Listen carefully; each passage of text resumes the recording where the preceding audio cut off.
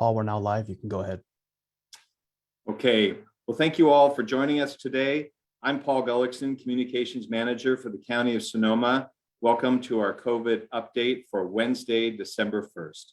Let's begin with a brief message from Gilbert Martinez from our communications team for our Spanish-speaking viewers. Gilbert? Buenas tardes y bienvenidos a la sesión informativa. Esta sesión informativa se está transmitiendo en vivo por nuestro canal de YouTube con interpretación al español. Para escuchar la versión en español, puede usar el link de YouTube que se encuentra en la página de Facebook del Condado de Sonoma. Gracias. Y ahora regresamos para atrás con Paul Gullickson. Thank you, Gilbert. Well, let's start with the good news for our county. Our vaccination campaign continues to outpace most other regions, especially in the area of getting our children vaccinated. As of today, our eligible population, age 5 and older, is 74% fully vaccinated, while another 8% is partially vaccinated. The newest eligible demographic, those in our age is 5 to 11, are nearly 25% partially vaccinated. And with second pediatric shots starting this week, our vaccination rate should climb considerably. So we're excited about that. We also recognize that the story on the minds of most people this week concerns the COVID variant that has been discovered, known as the Omicron variant. In fact, earlier today, we learned that the first confirmed case of Omicron in the United States has been found here in California. We understand the widespread concern about this variant. As we're going to discuss today, the variant is the latest strain of the coronavirus to be designated as a variant of concern by the World Health Organization because of its potential for spreading quickly. This is significant because the last variant of concern was the Delta variant, which, as you all know, was the source of the summer surge that occurred here in California and really around the world. We just want to make clear that there have been no confirmed cases of this variant found in Sonoma County to date. That said, we fully expect to see cases in our area in the near future. We are going to be talking about that more today. There is really a lot more that we do not know about this Omicron variant than we do know. Our public health officials are monitoring the situation closely. What we do know is that unvaccinated people are much more vulnerable to coming down with the COVID virus than those who are vaccinated. Getting vaccinated remains the safest thing that you can do to protect yourself and your family and your community. And it is an important step to take in anticipation of the new variant circulating in our community.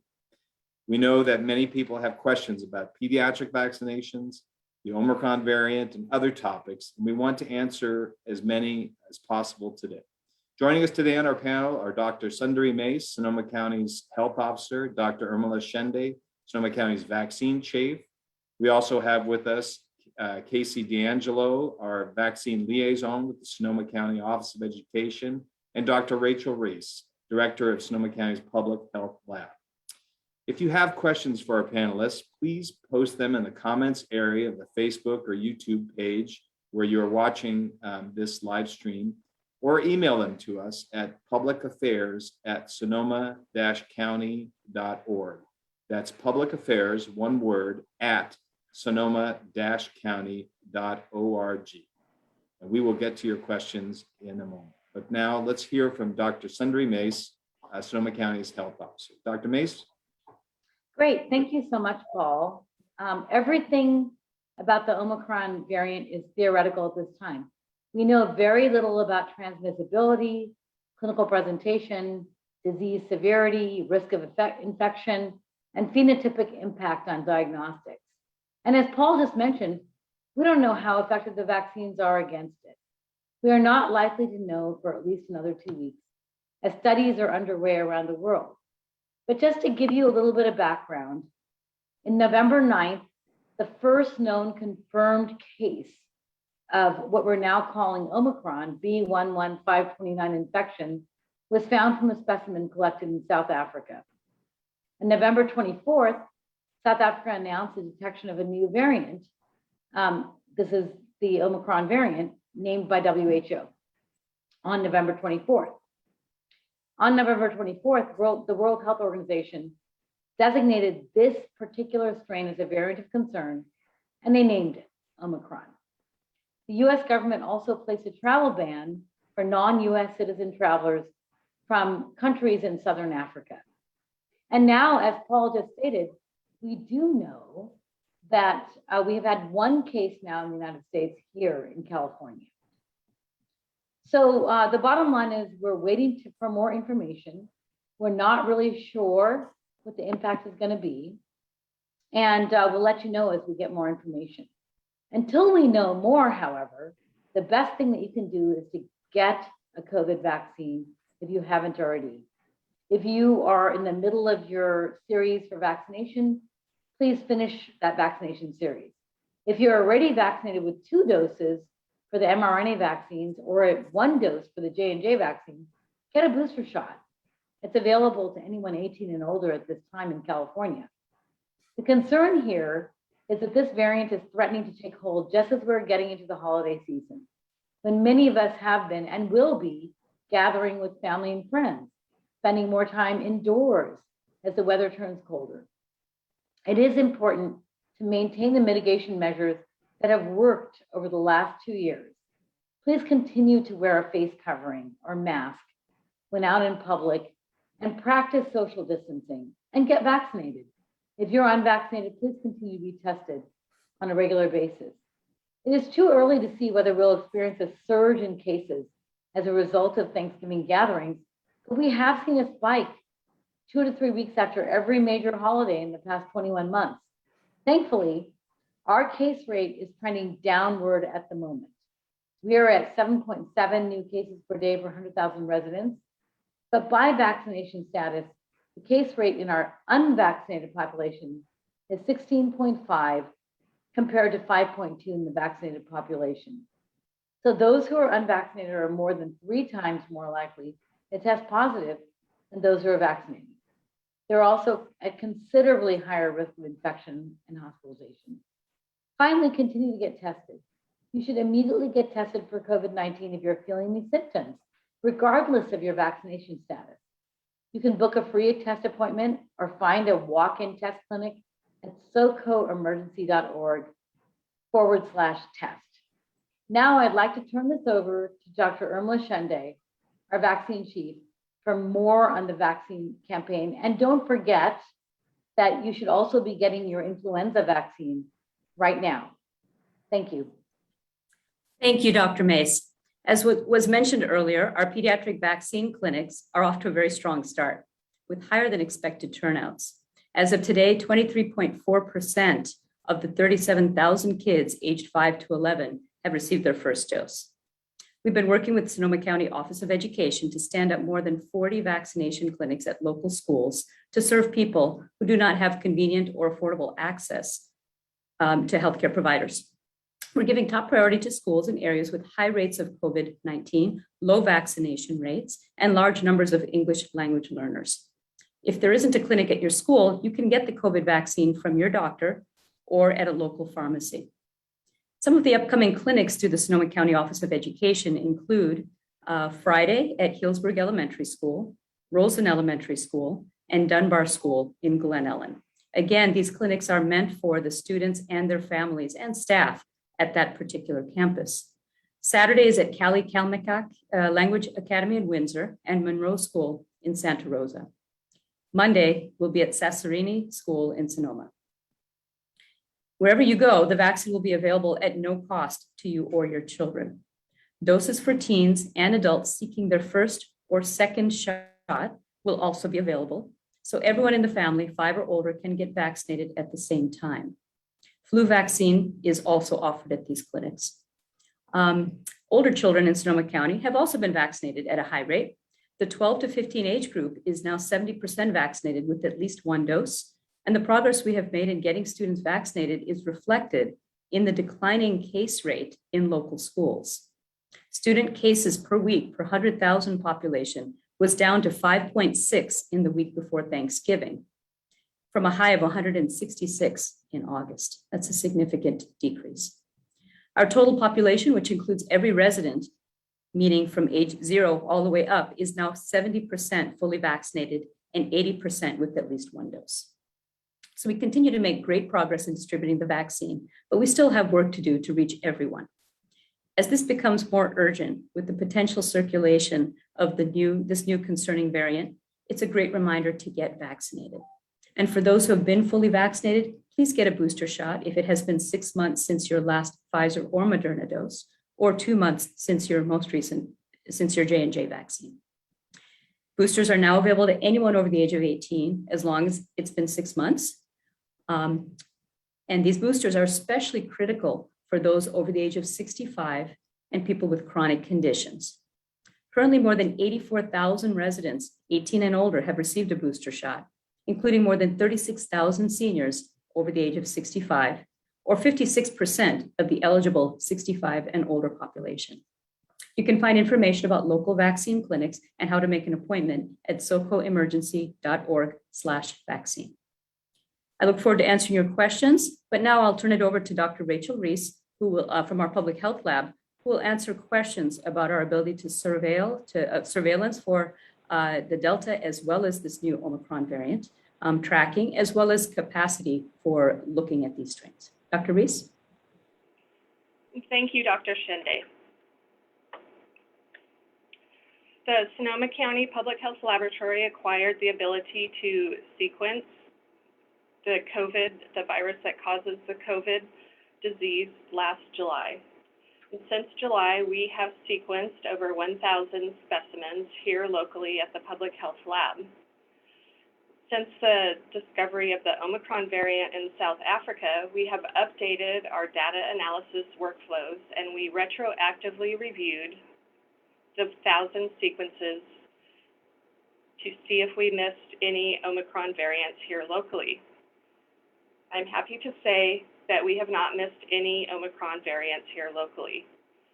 In addition, there are specimens that are not tested here at Sonoma County Public Health Lab. They are tested elsewhere in the state, but the state laboratory has performed the same retroactive analysis, and no Omicron variants were found in Sonoma County. Moving forward, the Public Health Laboratory does have sufficient capacity to continue screening positive specimens for the Omicron variant and any other variants of the SARS-CoV-2 virus that might emerge. We work closely with our epidemiology and contact tracing teams and are able to expedite any specimen testing that is required. Thank you for the opportunity to provide a laboratory update, and I look forward to any questions.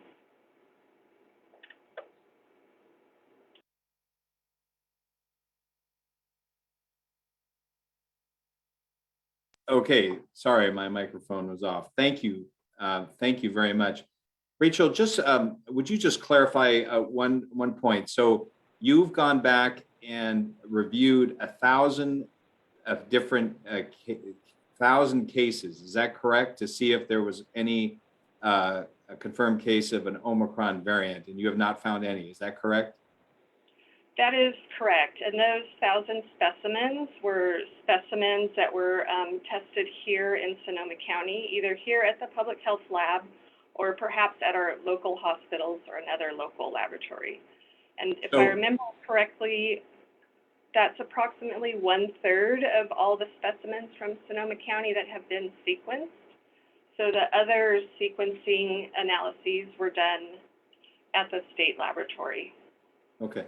And I assume those are the most recent 1,000 cases. Would that be the right assumption? Those 1,000 cases are the ones from July of 2021, because that's when we started sequencing here locally. Okay, so basically all of everything we've been sequencing since then. Yes, for the most part. There was a time during the Delta surge when we had too many positive specimens to achieve universal sequencing, but recently we are doing universal sequencing. Okay, thank you for clarifying that for our public. I'd like to now go to we're gonna take some questions from the public and from our media partners. But before we do, I'd like to go to Casey Deangelo, our vaccine liaison for the Sonoma County Office of Education. Casey, thank you for joining us today. Are you happy with how Dr. Shinde just gave a little update of how we're doing in terms of getting children vaccinated. We're almost at 25%, which is, I believe, was the goal that you set, that Sonoma County Office of Education set for December 1st, which is today. Are you happy with the pace of how well things are going so far? We're very happy with the pace because really we didn't start the vaccination until November 9th.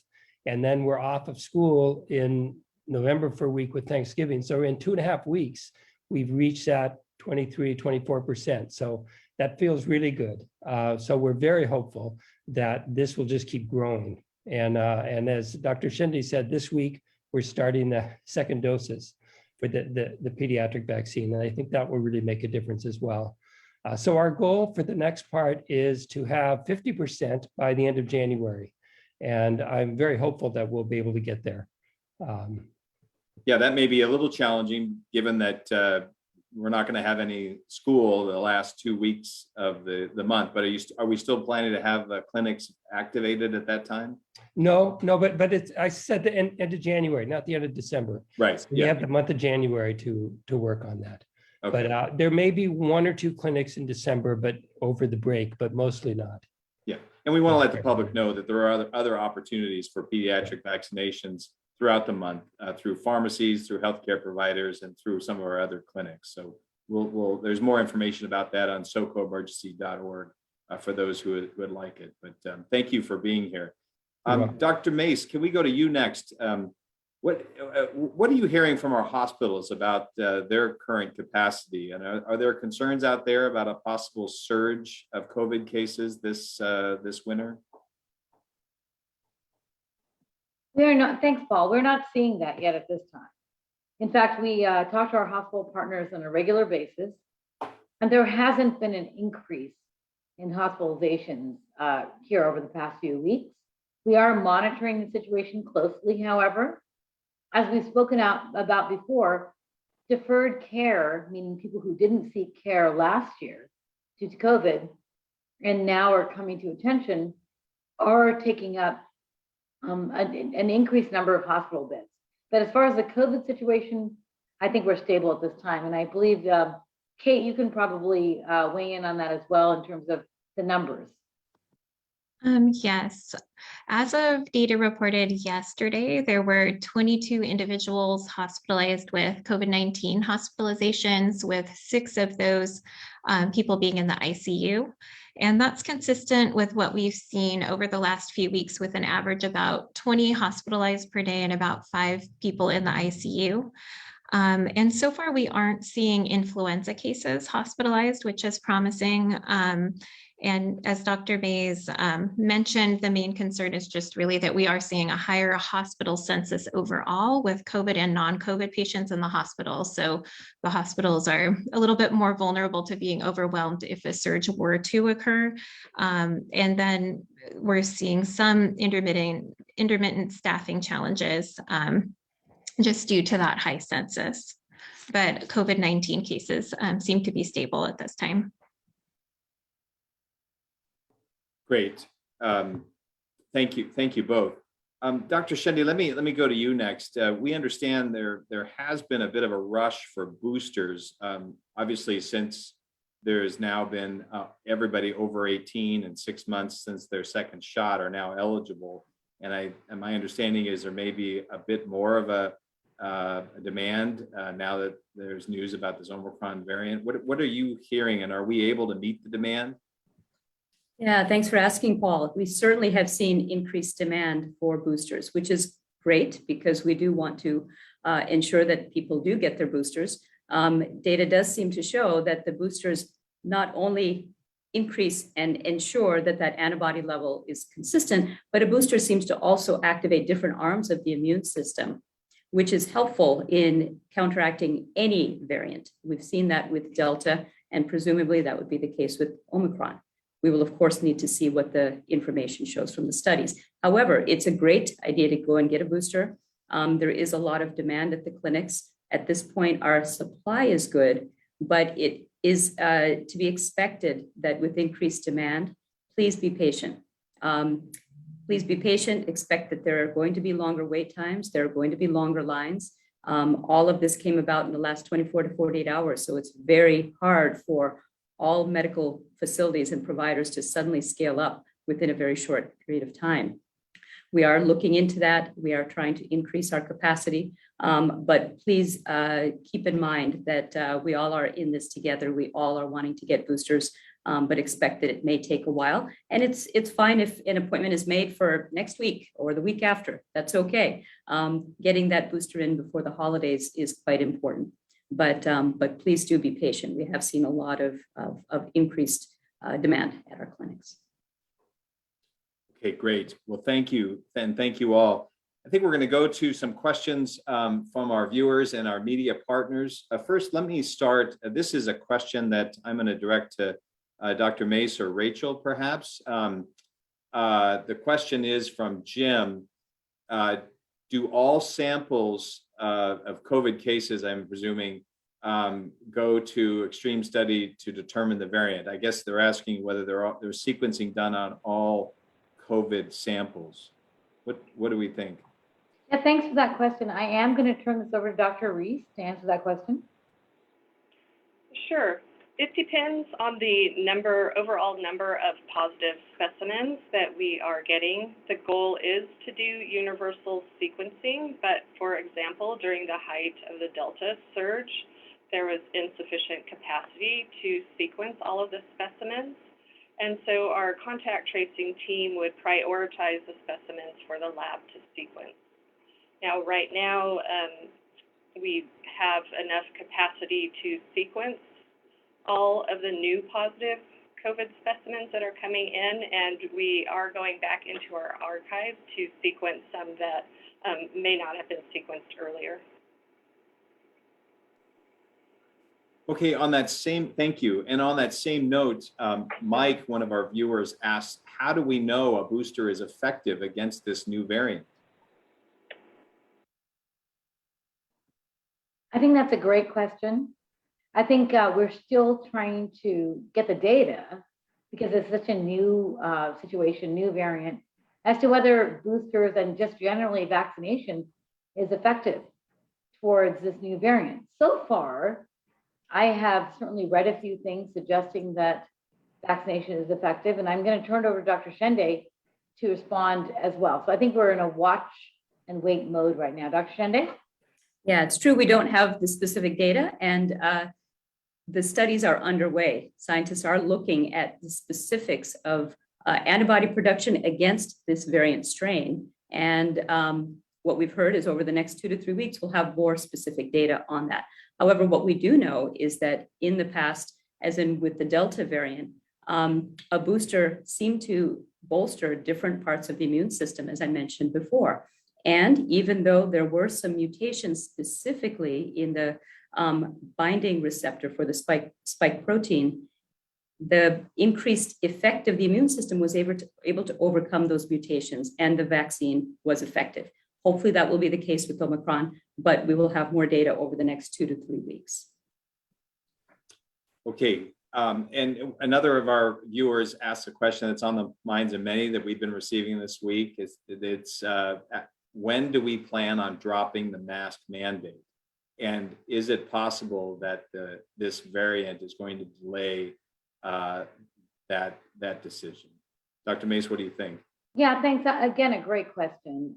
As you know, we have 3 criteria that need to be met in order for us to drop the mask mandate. One is about case rate, simply by the CDC criteria, being under 50 cases per week per 100,000.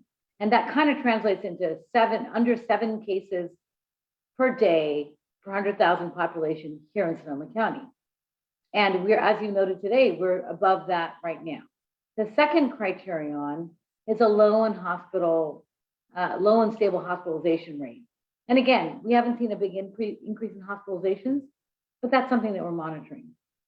Now, thirdly, we either need to get 80% of our total population vaccinated, or be 8 weeks after the emergency use authorization for the vaccine for the 5 to 11-year-old age group. Now we'll hit that 8 weeks after somewhere in the end of December. I believe it's December 24th.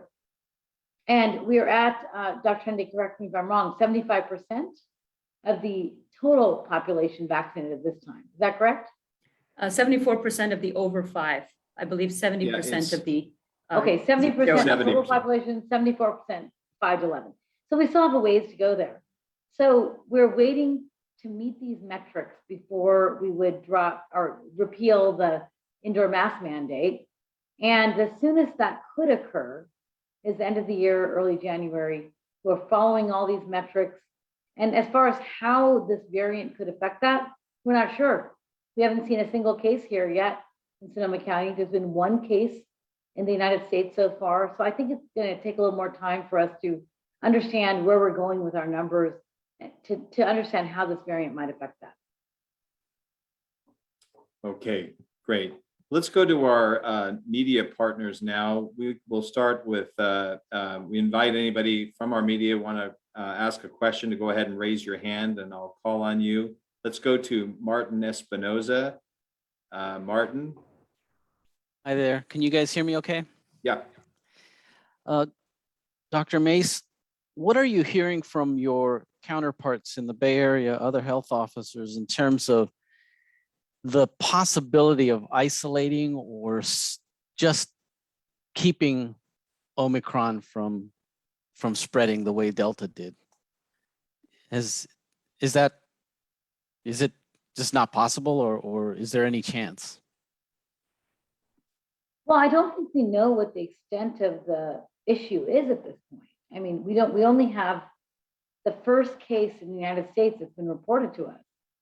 So it has been a topic of discussion in terms of what to do if this variant were to come. But there's so little, Martin, that we know about the variant. We don't know how virulent it is. We don't know what populations it might affect selectively. We don't know how the boosters and the vaccination generally are going to be helpful. So I think it's a little premature for us to be able to consider that question that you're asking. By the time we get the answers, though, it'll be all. Even if it is mild, I would imagine it would just be widespread. Well, let me repeat that the things that we know are effective are getting vaccinated, because we still think that if you were to get COVID and you're vaccinated, you're going to be impacted significantly less in terms of your symptoms and your outcome. Second thing is wearing a mask, especially in indoor settings. And if unvaccinated, definitely wearing a mask at all times.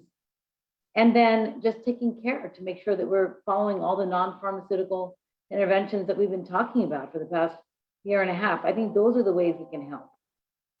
I have a follow-up. With regard to the question of universal sequencing or genotyping, Rachel had expressed that the goal is universal sequencing, and that right now we have enough capacity to sequence because our case numbers are not as high as they were during previous surges. Can you give us, Rachel, some specifics on what that capacity is? How many tests a day or a week, genotyping tests? Sure. Right now, we're using the Clear Labs analyzer, and we run 32 specimens per run. Right now, we're running 2 runs per week. So we can increase the number of runs per week if needed to increase our sequencing capacity. And there might be, if there are very high volumes of positive specimens, we may implement another PCR test that would pre-screen the positive specimens to give some indication of which ones might be an Omicron variant. And then we would run those first on the sequencer. So to get those numbers correct, we are doing about 64 a week right now. Is that right? That is correct. And but we have the capacity to do more runs. Yes, if needed, we can increase the number of runs. By how much? I think that would depend on lab staffing, but definitely we can do at least 3 runs per week. Got it. And yeah, Okay. and of course, if there's an urgent need, we are here on the weekend or to do something on an expedited basis. Great. Great. All right. Thank you so much. Thank you. Okay, thank you, Martin. I want to turn to another, unless there's more questions from our media partners, I'm going to turn to another question that's come in. It's from one of our viewers who is not what I would say is a fan of our vaccines by virtue of their question, but I think they raise a good point that perhaps is something we should address here. She asks, will you explain to people that having a vaccine, that getting sick and transmitting it makes it resistant to the current jab? Will you explain to people that having a getting sick and transmitting it makes, I think she's saying that if you get sick, that you're resistant to the vaccine. Is that true? No, I mean, we know that even if vaccinated, you can get COVID. That was shown in the clinical trials. And we've seen many cases here, even in Sonoma County, of people who get COVID, even if fully vaccinated. The key is that those people who are vaccinated have mild symptoms, a mild presentation, or maybe they're asymptomatic completely and we don't even pick them up, but they're not having the very negative outcomes that we want to avoid, hospitalization and death. So getting the vaccine is definitely going to help you in protecting yourself, your family, and your community from bad outcomes from COVID-19. There is no evidence to suggest anything about, I'm not quite sure what you mean by resistance, but there's no evidence to suggest that there's anything negative at this point in terms of getting a resistant form of COVID or something like that from vaccination. That has not been shown at all.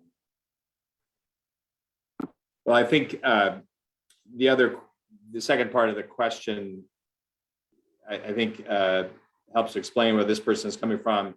She says, we explain to people that there are many different coronaviruses that have been around in our lifetime, so that this is just another one that's part of life. I think she's sort of minimizing the seriousness of this form of coronavirus. Do you want to talk about that?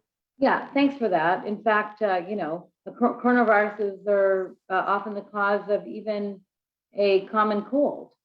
But this particular coronavirus has shown us that it kills people. We've had many deaths, especially in vulnerable people, older folks over 65, those with underlying conditions, and more recently, even healthy people who are unvaccinated. So we know that this coronavirus is different than the coronaviruses that have been present in the human population or in history for many years, probably hundreds of years.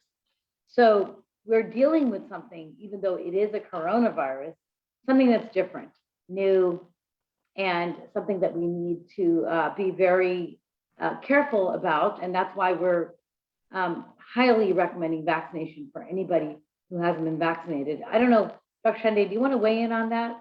Yeah, along those same lines, yes, it's true that the coronaviruses are the cause of the common cold. As Dr. May said, this is very different. And one thing I hear often is, oh, it's just like the flu. So I think it's important to look over those numbers. So even in a very bad flu season, at most we see 60,000 people die in the United States, which is, again, too many.